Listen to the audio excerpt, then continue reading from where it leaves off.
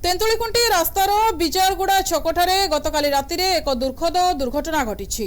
रास्ता संप्रसारण काम चलता बेले रास्ता उपरकू गछ हटाई नथिबारु बाइक गछरे पिटी होई जाइथिला। एही दुर्घटना रे कृष्ण गौड़ांकर घटनास्थल रे ही मृत्यु होइथिबा बेले अन्य जने गुरुतर आहत होइछन्ति। एही घटना को नै स्थानीय लोकंक मध्यरे तीव्र उत्तेजना प्रकाश पाइछि। क्रोधित लोक माने नवरंगपुर तेंतुलीकुंटी संजोग करुथबा रास्ता को बिजारगुड़ा छकठारे बंद कर देइथिले। या सहित सेमाने रास्ता उपरे थिबा विपज्जनक गछगुड़ी को निजे काटिबा सहित क्षतिपूरण मध्य दाबी करिसंती। पीडब्ल्यूडी डिपार्टमेंट द्वारा 36 कोटी टंकार ऊर्ध्व टंकार इंद्रावती नवरंगपुर रास्ता प्रशस्तीकरण काम चलती।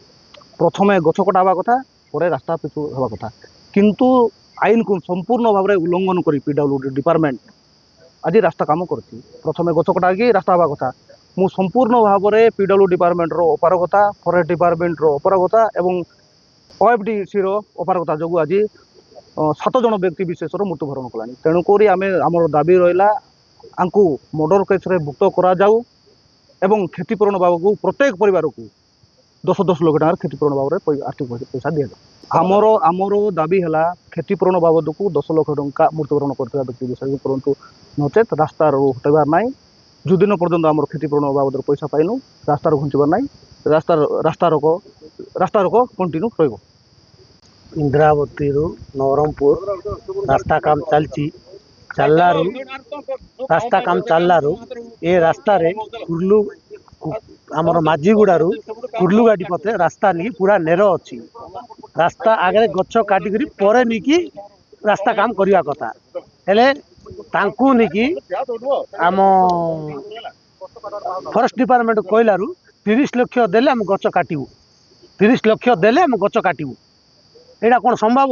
मु कही आसिकी बाबू नेर रास्ता केमती कर जीव गाड़ी हेले मु तांकू पचारली क्या रोड रास्ता वाला पचारा कौन कहला ना एमती कहते गछ कटा हे ना।